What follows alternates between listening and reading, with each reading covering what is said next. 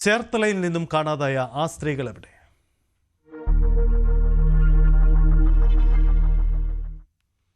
ആലപ്പുഴയിലെ തിരോധാന കേസുകളിലെ പ്രതി സെബാസ്റ്റ്യൻ കൂടുതൽ സ്ത്രീകളെ ലക്ഷ്യം വെച്ചിരുന്നതായി വെളിപ്പെടുത്തൽ. ഭർത്താവ് മരിച്ചതിനാൽ ഒറ്റയ്ക്ക് താമസിക്കുകയായിരുന്നു തന്നെ വീടും സ്ഥലവും വിറ്റു നൽകാമെന്ന് പറഞ്ഞ് സെബാസ്റ്റ്യൻ സമീപിച്ചിരുന്നതായി റിട്ടയർഡ് അധ്യാപിക എലിസബത്ത് ജേക്കബ് ന്യൂസ് 18നോട് പ്രതികരിച്ചു. കാണാതായ ഐഷയുടെയും പെൺ സുഹൃത്തായ റോസമ്മയുടെയും അയൽവാസിയാണ് എലിസബത്ത്. റോസമ്മ ന്യൂസ് 18നോട് വെളിപ്പെടുത്തിയ കാര്യങ്ങൾ സ്ഥിരീകരിക്കുന്നതാണ് അധ്യാപികയുടെ വെളിപ്പെടുത്തൽ. റോസമ്മയുടെ വീട്ടിൽ സെബാസ്റ്റ്യനെ കാണാറുണ്ടെന്നും JCB ഉപയോഗിച്ച് പുരയിടം കുഴിക്കുന്നത് ശ്രദ്ധയിൽപ്പെട്ടിരുന്നതായും എലിസബത്ത് ജേക്കബ് ന്യൂസ് 18നോട് പറഞ്ഞു. സെബാസ്റ്റ്യൻ ഈ ചേർത്തലയിലെ ഈ ഭാഗവുമായി ബന്ധപ്പെട്ട ശാസൻ കവലയുമായി ബന്ധപ്പെട്ട് തന്നെ പലയിടങ്ങളിലും ഈ സ്ഥലം വിൽപ്പനയുമായി ബന്ധപ്പെട്ട് ഒറ്റയ്ക്ക് ജീവിക്കുന്ന സ്ത്രീകളെ സമീപിച്ചിരുന്നു എന്നുള്ളതാണ്.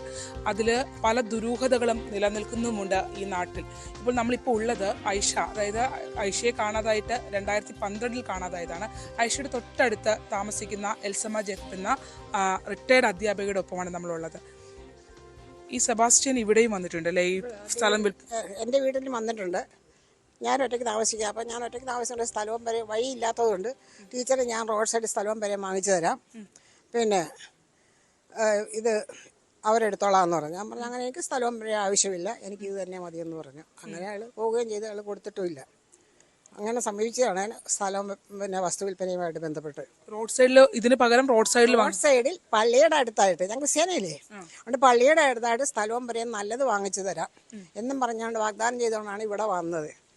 എനിക്ക് ആ മനുഷ്യനെ അറിയാമായിരുന്നതുകൊണ്ട് അയാൾ ഉടായിപ്പാണെന്നുള്ളത് നമ്മുടെ സ്വന്തക്കാർ പറഞ്ഞതുകൊണ്ട് ഞാൻ പറഞ്ഞു അതിൻ്റെ ആവശ്യം എനിക്കില്ല, എനിക്ക് വസ്തു പിന്നെ വിറ്റിട്ട് ഇവിടെ പോകുന്ന പ്രശ്നമില്ലെന്ന് പറഞ്ഞു. ഈ വഴിയിലേക്ക് വരുമ്പോൾ റോസമ്മയുടെ വീട്ടിൽ സ്ഥിരമായി വരുന്ന ഒരാളായിരുന്നു എന്ന് അവർ തന്നെ സ്ഥിരീകരിക്കും.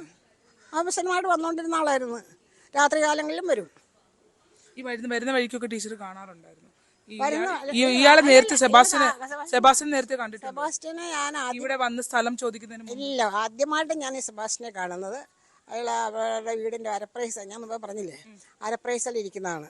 അപ്പോൾ അവിടെ JCB കൊണ്ടുവന്ന് അവരുടെ പുരയിടത്തിൽ പിന്നെ വേരൊക്കെ തെങ്ങിൻ്റെയും മരത്തിൻ്റെയൊക്കെ വേര് മാന്തിക്കുന്നുണ്ട്.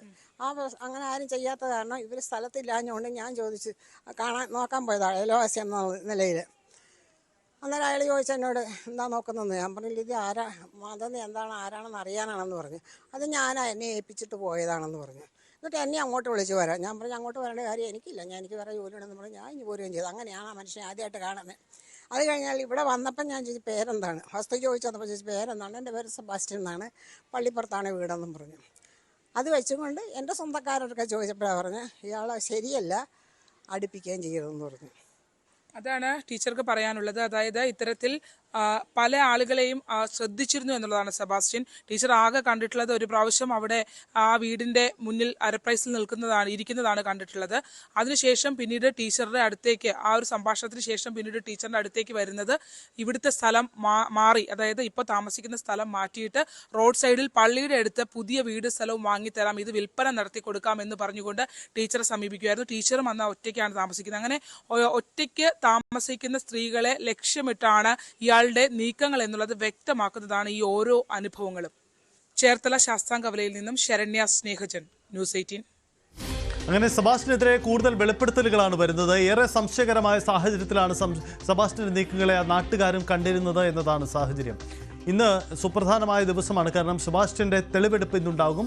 സെബാസ്റ്റ്യന്റെ ഈ ദുരൂഹതകൾ നിറഞ്ഞു നിൽക്കുന്ന വീടും പരിസരവും പരിശോധിക്കാൻ പോലീസും തയ്യാറെടുക്കുകയാണ്. ആലപ്പുഴ പള്ളിപ്പുറത്ത് മൃതദേഹാവശിഷ്ടം കണ്ടെത്തിയ വീട്ടുവളപ്പിൽ ക്രൈംബ്രാഞ്ച് സംഘത്തിന്റെ തെളിവെടുപ്പ് ഉടൻ ആരംഭിക്കും. ജയനമ്മ തിരോധാന കേസിലെ മുഖ്യപ്രതി സെബാസ്റ്റ്യനുമായിട്ടാണ് ക്രൈംബ്രാഞ്ച് സംഘം തെളിവെടുപ്പ് നടത്തുക. സ്ഥലത്ത് മണ്ണുമാന്ത്രിയ യന്ത്രം എത്തിച്ചു കഴിഞ്ഞു. സെബാസ്റ്റ്യന്റെ വീട് നിൽക്കുന്ന 2.5 ഏക്കർ പുരയിടത്തിൽ നിന്നാണ് മൃതദേഹാവശിഷ്ടങ്ങൾ കണ്ടെത്തിയത്. സെബാസ്റ്റ്യനുമായി ബന്ധപ്പെട്ട് 4 സ്ത്രീകളുടെ തിരോധാനമാണ് ഇപ്പോൾ പോലീസ് പരിശോധിക്കുന്നത്.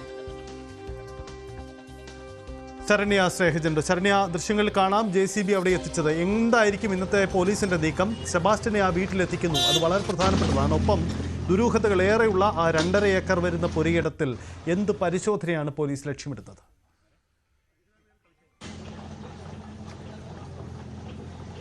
സജിത്തെ, അതീവ ദുരൂഹതകൾ നിറഞ്ഞ ഒരു കേസിന്റെ പരിശോധനയാണ് ഇന്ന് ഇവിടെ നടക്കാൻ പോകുന്നത്. 2.5 ഏക്കറാണ് നമ്മൾ ഈ കാണുന്ന പുരയിടം എന്ന് പറയുന്നത് 2.5 ഏക്കറാണ്. അതിൽ തന്നെ ചതുപ്പ് നിറഞ്ഞ ഭാഗങ്ങളുണ്ട്, പുരയിടമുണ്ട്, ഒപ്പം തന്നെ കുളങ്ങൾ ഉൾപ്പെടെയുള്ള ഭൂമിയാണ്. അതുകൊണ്ട് തന്നെ വ്യത്യസ്ത വിഭാഗങ്ങളുടെ സഹായത്തോടു കൂടി തന്നെയാണ് അന്വേഷണ സംഘം ഇവിടെ തിരച്ചിലിലേക്ക് കടക്കുന്നത് എന്നുള്ളതാണ്. ഫയർഫോഴ്സ് ടീം എത്തിയിട്ടുണ്ട്. ഇവിടെ 3 കുളങ്ങൾ ഈ കോമ്പൌണ്ടിലുണ്ട്. ഈ 3 കുളങ്ങൾ കേന്ദ്രീകരിച്ച് പരിശോധന ഉണ്ടാവും. കാരണം പ്രധാനമായും ഈ എല്ല് കണ്ടെത്തിയ ഭാഗത്ത് ഉണ്ടായിരുന്നത് ഒരു ചെറിയ ഭാഗം മാത്രമാണ് കത്തിക്കാനായി ഉപയോഗിച്ചിരുന്നതെന്ന് കണ്ടെത്തിയിട്ടുണ്ട്. അങ്ങനെയാണെങ്കിൽ ഒരു മൃതദേഹം പൂർണ്ണമായി കത്തിച്ച ഒരു സാഹചര്യം അവിടെ ഇല്ല എന്നുള്ളതാണ്. അതുകൊണ്ട് തന്നെ മൃതദേഹം മറ്റെവിടെയെങ്കിലും ജീർണിപ്പിച്ചതിന് ശേഷം മറ്റ് അവശിഷ്ടങ്ങൾ കൊണ്ടുവന്ന് ഇവിടെ കൊണ്ടുവന്ന് കത്തിച്ചതാണോ എന്നുള്ള സംശയം അന്വേഷണ സംഘത്തിന് ഉണ്ട് എന്നുള്ളതാണ്.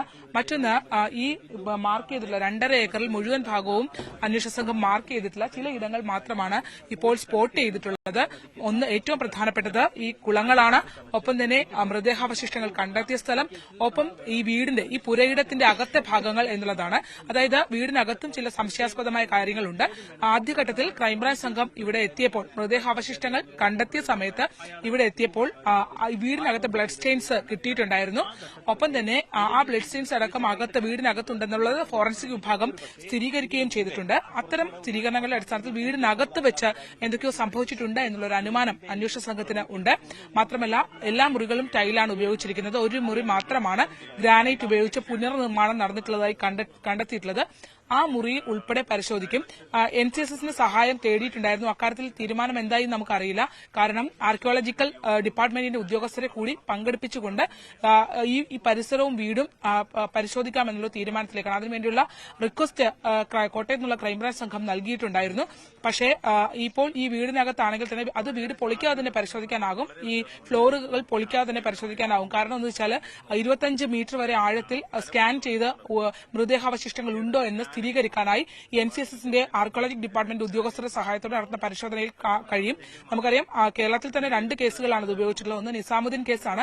അതും ഈ പള്ളിപ്പുറം കേന്ദ്രീകരിച്ച് തന്നെയായിരുന്നു. അന്ന് ഈ 2.5 ഏക്കർ പുരയിടത്തിൽ ഒരു ഇൻവെസ്റ്റിഗേഷൻ നടത്തേണ്ടി വരുന്നത് കൊണ്ട് തന്നെ അത് വിജയകരമായി പൂർത്തീകരിക്കാൻ കഴിഞ്ഞില്ല. പക്ഷേ സ്പോട്ട് ഐഡന്റിഫൈ ചെയ്താൽ ആ സ്ഥലത്ത് ഇപ്പോൾ 1 സെന്റോ അല്ലെങ്കിൽ ഇതുപോലെ വീടിനകമോ അങ്ങനെയുള്ള സ്പോട്ടൊക്കെ ആണെങ്കിൽ അവർക്കത് കുറച്ചുകൂടി വെരിഫൈ ചെയ്യാൻ കഴിയുമെന്നുള്ളതാണ്. അതുകൊണ്ട് തന്നെ അങ്ങനെ ഒരു സഹായം കൂടി അന്വേഷണ സംഘം തേടിയിട്ടുണ്ട്.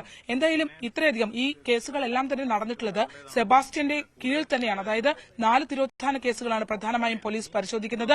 അതിൽ ഒന്ന് ബിന്ദു പത്മനാഭൻ തിരോധാന കേസും ആയിഷയുടെ കേസും, രണ്ടാമത് നടന്ന 2012 നടന്ന ആയിഷയുടെ കേസും, ഒപ്പം തന്നെ ഇതിനിടയിൽ നടന്നിട്ടുണ്ട് എന്ന് പോലീസ് സംശയിക്കുന്ന ബിന്ദു എന്ന് വിളിക്കുന്ന തിരുവഴി സ്വദേശിയായ സിന്ധുവിന്റെ തിരോധാന കേസും. ഇത് 3ഉം ആലപ്പുഴ ഡിവിഷനിലുള്ള ക്രൈംബ്രാഞ്ച് ഉദ്യോഗസ്ഥരാണ് അന്വേഷിച്ചുകൊണ്ടിരിക്കുന്നത്. ഒപ്പം തന്നെ ജൈനമ്മ കേസ് കോട്ടയത്ത് നിന്നുള്ള ക്രൈംബ്രാഞ്ച് സംഘമാണ്. വിവിധ അന്വേഷണ സംഘങ്ങൾ ഇപ്പോൾ ആലപ്പുഴയിലെ ക്രൈംബ്രാഞ്ച് SP ഷൌക്കത്ത് അലിയുടെ നേതൃത്വത്തിലുള്ള സംഘം, ഒപ്പം ജില്ലാ പോലീസ് മേധാവി മോഹനചന്ദ്രൻ, ഒപ്പം ഗിരീഷ് P സാരഥി അടക്കമുള്ള സാജൻ സേവർ അടക്കമുള്ള കോട്ടയത്ത് നിന്നുള്ള അന്വേഷണ ഉദ്യോഗസ്ഥർ, അങ്ങനെ ഒരു വിദഗ്ധരായ ഒരു ടീം തന്നെയാണ്.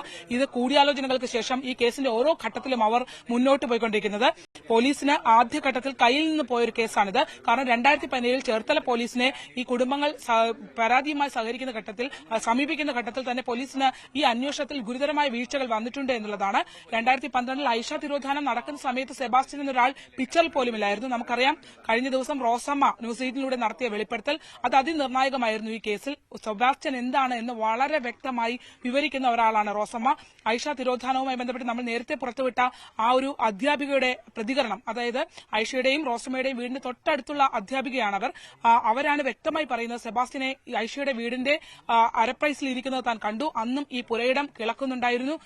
ഒപ്പം തന്നെ റോസമ്മയുടെ വീട്ടിൽ ഐഷയുടെ സാന്നിധ്യം ഉണ്ടായിരുന്നു എന്ന അടക്കമുള്ള കാര്യങ്ങൾ സ്ഥിരീകരിക്കുന്നു. അതിൽ ഏറ്റവും പ്രധാനപ്പെട്ടത് അയാളുടെ ഒരു മോഡസ്, അതായത് എങ്ങനെയാണ് ആളുകളെ സമീപിക്കുന്നത്, ആ രീതിയിലുള്ള ഒരു അപ്രോച്ച് ഈ അധ്യാപികയോട് ഉണ്ടായി എന്നുള്ളത് അവർ സ്ഥിരീകരിക്കുന്നുണ്ട്.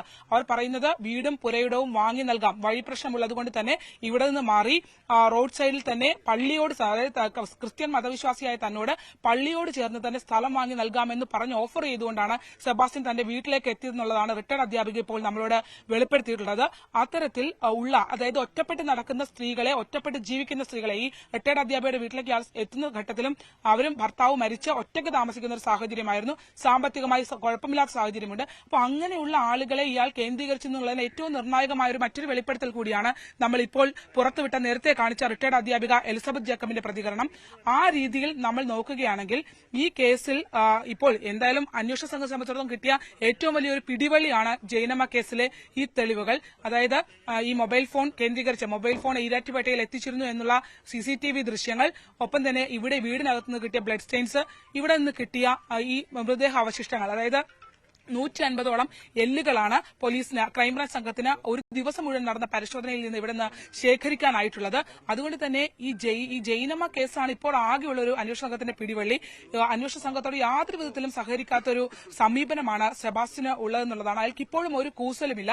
പക്ഷേ അന്വേഷണ സംഘത്തിന്റെ കൃത്യമായ വിലയിരുത്തൽ 2006 മുതൽ ബിന്ദു പത്മനാഭനെ കാണാനില്ല എന്നുള്ള ഒരു കൃത്യമായ നിഗമനത്തിലേക്ക് പോലീസിന് എത്താൻ കഴിഞ്ഞിട്ടുണ്ടായിരുന്നു. 2005 ബിന്ദുവിന്റെ ട്രഷറി, അതായത് അച്ഛന്റെ പേരിലുള്ള ട്രഷറി അക്കൌണ്ടുമായി ബന്ധപ്പെട്ടുള്ള വരുമാനം ലഭിക്കുന്ന അക്കൌണ്ട് അത് ആലപ്പുഴയിലേക്ക് മാറ്റിയിട്ടുണ്ട്.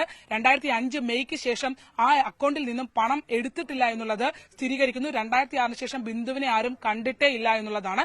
അതിൽ നിന്ന് 2012 വരുമ്പോൾ വീട് രജിസ്ട്രേഷന് വേണ്ടി വാങ്ങിയ സ്ഥലം രജിസ്റ്റർ ചെയ്യുന്നതിന് വേണ്ടി പോകുന്നതിന് തലേ ദിവസമാണ് ആയിഷ എന്ന മുൻ സർക്കാർ ഉദ്യോഗസ്ഥയെ കാണാതാകുന്നത്. ഇതും ഈ സെബാസ്റ്റ്യനുമായി അവർക്ക് അടുത്ത ബന്ധമുണ്ടെന്ന് റോസമ്മ നമ്മളോട് സ്ഥിരീകരിച്ചിരുന്നു. ആ സ്ഥിരീകരണത്തിന് പിന്നാലെ ഇപ്പോൾ സ്പെഷ്യൽ ബ്രാഞ്ചും ക്രൈംബ്രാഞ്ച് ഉദ്യോഗസ്ഥരും റോസമ്മയെ സമീപിച്ചിട്ടുണ്ട്. അവരിൽ നിന്ന് വിശദാംശങ്ങൾ തേടിയിട്ടുണ്ട്. അവർ പറയുന്നത്, അവർ നമ്മളോട് അന്ന് തന്നെ വെളിപ്പെടുത്തിയത് ആയിഷയെ സെബാസ്റ്റ്യൻ അപായപ്പെടുത്തിയതാകാം എന്ന് തന്നെയാണ്. അത്തരമൊരു സ്ഥിരീകരണത്തിലേക്ക് വരുന്നു ഇപ്പോൾ നമ്മൾ കഴിഞ്ഞ ദിവസം പുറത്തുവിട്ട ജുവലറി ഉടമയുടെ വെളിപ്പെടുത്തൽ. അതായത് സെബാസ്റ്റ്യൻ നേരിട്ടെത്തിയാണ് ജൈനമ്മയുടെ സ്വർണം വിറ്റതെന്നുള്ള സ്ഥിരീകരണം ഉൾപ്പെടെ വന്നിട്ടുണ്ട്. ഈ കേസിൽ ഇപ്പോൾ ജൈനമ്മ കേസുമായി ബന്ധപ്പെട്ട ഏതെങ്കിലും ഒരു കേസ്, കാരണം ഏറ്റവും പഴക്കം കുറഞ്ഞ കേസ് ജൈനമ്മ കേസാണ്. അതായത് 2006, 2012, പിന്നീട് 2024 ഇയാൾ ഒരു ഹാബിച്വൽ ക്രിമിനൽ എന്ന ഒരു അസസ്മെന്റിലാണ് പോലീസ് നിൽക്കുന്നത്. അതുകൊണ്ട് തന്നെ ഈ ഗ്യാപ്പിനിടയിൽ ഒന്നുകൂടി നടന്നിട്ടുണ്ടാകും, അല്ലെങ്കിൽ ഇയാളുടെ ഒരു ക്രിമിനൽ സ്വഭാവം മാറ്റിവെച്ചിട്ടുണ്ടാകില്ല എന്നുള്ള ഒരു അസസ്മെന്റിൽ തന്നെയാണ് പോലീസ് ഉള്ളത്. അതുകൊണ്ട് തന്നെയാണ് തിരുവല്ല സ്വദേശിയായ കാണാതായ സിന്ധു എന്ന സ്ത്രീയുടെ തിരോധാനം കൂടി ഈ കേസുമായി കണക്ട് ചെയ്ത് അവർ അന്വേഷിച്ചു വരുന്നത്.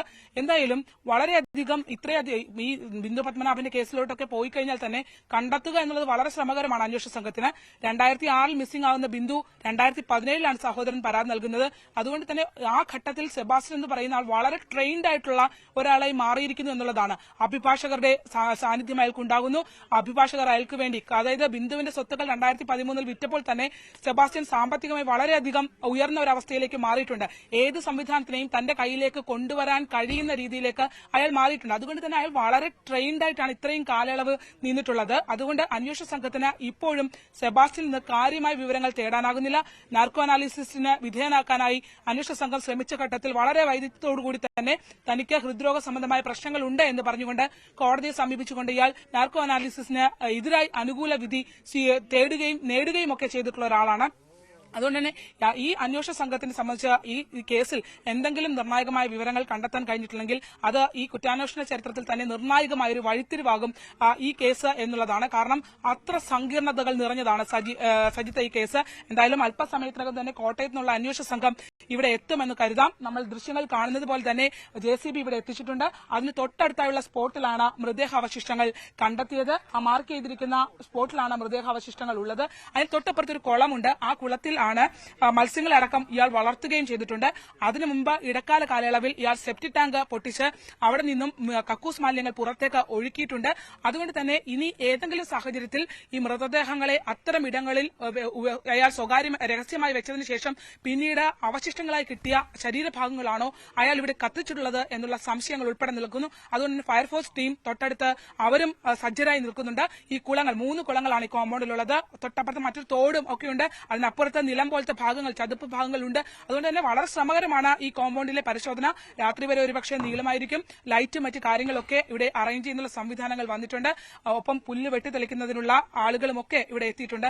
അങ്ങനെ ഒരു വിശദമായ ഒരു പരിശോധനയ്ക്ക് തന്നെയാണ് ക്രൈംബ്രാഞ്ച് നീങ്ങുന്നത്. സജിത്ത്, ശരണ്യ, ഒരുപക്ഷെ ഈ തിരോധാന കേസിലെ ഏറ്റവും സുപ്രധാനമായ ദിവസമായി ഇന്ന് മാറുക കൂടിയാണല്ലോ. കാരണം ചോദ്യം ചെയ്യൽ, മറ്റ് സാധ്യതാ പരിശോധനകൾ, ബന്ധപ്പെട്ടവരുടെ മൊഴിയെടുപ്പ്, അതിനൊക്കെ ഒടുവിൽ ഈ വീടിൻ്റെ സമഗ്രമായൊരു ചിത്രം, അവിടെ എന്ത് നടന്നു, ആ ദുരൂഹത പൂർണ്ണമായും പുറത്തേക്ക് കൊണ്ടുവരാനുള്ള ഒരു പദ്ധതി ഒരുക്കിയാണല്ലോ ഇന്ന് അന്വേഷണം പോകുന്നത്. അങ്ങനെയെങ്കിൽ ഇന്നത്തെ ദിവസം അത് നിർണായകമല്ലേ? ഒപ്പം സെബാസ്റ്റ്യനെ ഇതേ സ്ഥലത്തേക്ക് കൊണ്ടുവന്ന് ചോദ്യം ചെയ്യുമ്പോൾ ഇതുവരെ പോലീസിന് ലഭിക്കാത്ത ചില തെളിവുകൾ, ചില സൂചനകൾ അതിലേക്ക് കടന്നു ചെല്ലാൻ കഴിയുമെന്ന് കരുതുന്നുണ്ടോ?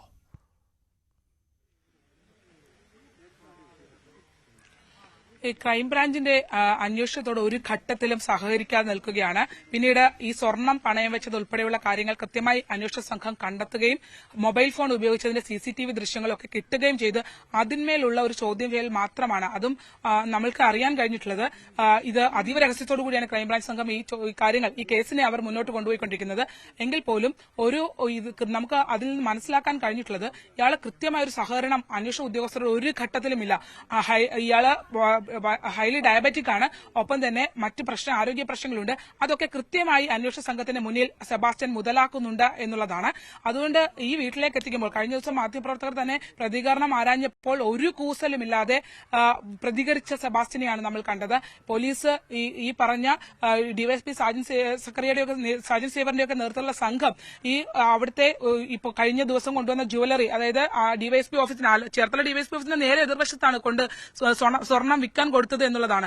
അപ്പോൾ അവിടെ കൊണ്ടെത്തിക്കുകയും അപ്പൊ തന്നെ കുന്നത്ത് ജുവലറിലൊക്കെ എത്തിക്കുമ്പോൾ അന്വേഷണ സംഘം ഈ കാര്യങ്ങളൊക്കെ പരിശോധിക്കുമ്പോൾ വളരെ കൂളായിട്ട് അവിടെ നിന്ന് റിലാക്സ് ആയിട്ട് ഇരിക്കുന്ന സെബാസ്റ്റ്യനെയാണ് നമ്മൾ കണ്ടിട്ടുള്ളത്. അയാൾക്ക് ഇതൊന്നും ഒരു പ്രശ്നമേ അല്ല എന്നുള്ള രീതിയിലാണ് അയാൾ നിലനിൽക്കുന്നത് എന്നുള്ളതാണ് യാഥാർത്ഥ്യം.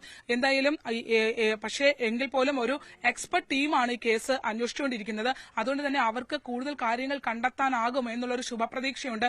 ഒപ്പം മറ്റ് സ്ത്രീകൾ, അതായത് കാണാതായിട്ടുള്ള സ്ത്രീകളൊന്നും തന്നെ ജീവിച്ചിരിക്കുന്നുണ്ടാവില്ല എന്നുള്ള നിഗമനത്തിൽ തന്നെയാണ് അന്വേഷണ സംഘം മുന്നോട്ട് പോയിക്കൊണ്ടിരിക്കുന്നത്. അതിലേക്ക് എത്താൻ കഴിയുന്ന എന്തെങ്കിലും നിർണായകമായ തെളിവുകൾ ഇവിടെ നിന്ന് ലഭ്യമാകുമോ എന്നുള്ള പ്രതീക്ഷയാണ്. അതുകൊണ്ട് തന്നെ ആലപ്പുഴയിൽ നിന്നുമുള്ള ക്രൈംബ്രാഞ്ച് സംഘവും ഒപ്പം തന്നെ കോട്ടയത്ത് നിന്നുള്ള ക്രൈംബ്രാഞ്ച് സംഘവും ഇവിടെ ഇന്ന് കേന്ദ്രീകരിക്കും. പരമാവധി 10 ദിവസമാണ് കസ്റ്റഡിയിലേക്ക് കിട്ടിയിട്ടുള്ളത്. പരമാവധി ഇവിടെ നിന്നുള്ള വിവരങ്ങൾ ശേഖരിക്കും. എന്തായാലും കോട്ടയത്തെ ക്രൈംബ്രാഞ്ച് സംഘത്തിന്റെ കസ്റ്റഡിയിൽ സമയം കഴിഞ്ഞു കഴിഞ്ഞാൽ ആലപ്പുഴയിൽ ബിന്ദു തിരോധാന കേസിലും ഐഷ കേസിലും ഇയാളെ കസ്റ്റഡിയിൽ എടുക്കാനുള്ള സാധ്യതയുണ്ട്. അതിനുവേണ്ടിയുള്ള തയ്യാറെടുപ്പുകൾ ആലപ്പുഴയിലെ ക്രൈംബ്രാഞ്ച് സംഘവും നടത്തുന്നുണ്ട്. എന്തായാലും ഇന്നത്തെ ദിവസം വളരെ നിർണായകമാണ്.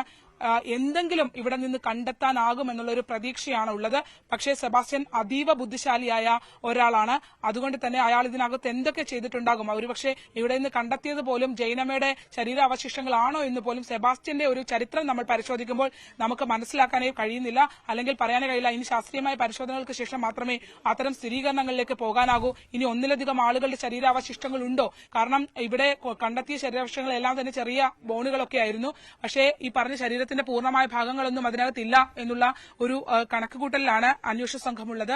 അതുകൊണ്ട് തന്നെ ഇതിനകത്ത് ഇപ്പോൾ ഇവർ പ്രതീക്ഷിക്കുന്നത് ഈ 4 കേസുകളുമായി ബന്ധപ്പെട്ട എന്തെങ്കിലും നിർണായകമായ വിവരങ്ങൾ അവർക്ക് ലഭ്യമാകുമെന്നുള്ള പ്രതീക്ഷയിൽ, ശുഭാപ്തി വിശ്വാസത്തിൽ തന്നെയാണ് അന്വേഷണ സംഘമുള്ളത്. പക്ഷേ അപ്പുറത്ത് നിൽക്കുന്നത് സെബാസ്റ്റ്യനാണ്. അയാൾ അതീവ ബുദ്ധിശാലിയായാണ് ഓരോ കാര്യങ്ങളും കൈകാര്യം ചെയ്തിട്ടുള്ളത് എന്നുള്ളതാണ് സജിത. യെസ്, എന്തായാലും ശരണ്യ സൂചിപ്പിച്ചതുപോലെ ഇന്നത്തെ ദിവസം ഈ അന്വേഷണം, ഈ തെരച്ചിൽ നിർണായകമാണ്. ഇതുവരെ അന്വേഷണ സംഘത്തോട് സഹകരിക്കാത്ത സെബാസ്റ്റ്യന് സ്വന്തം വീട്ടുവളപ്പിലെത്തിക്കുമ്പോൾ ജീവിക്കുന്ന തെളിവുകൾ ചൂണ്ടിക്കാണിക്കുമ്പോൾ ചില കാര്യങ്ങൾ സമ്മതിക്കേണ്ടി വരില്ലേ, അല്ലെങ്കിൽ കൃത്യമായ കാര്യങ്ങൾ കമ്മ്യൂണിക്കേറ്റ് ചെയ്യേണ്ടി വരുമെന്നതാണ് സാഹചര്യം. ഇന്ന് നിർണായകമാണ്. എന്തായാലും അന്വേഷണ സംഘം അവിടേക്ക് എത്തുകയാണ്. നമുക്ക് അപ്പോഴേക്കും മടങ്ങി വരാം ഒരു ഇടവേളയ്ക്ക് ശേഷം.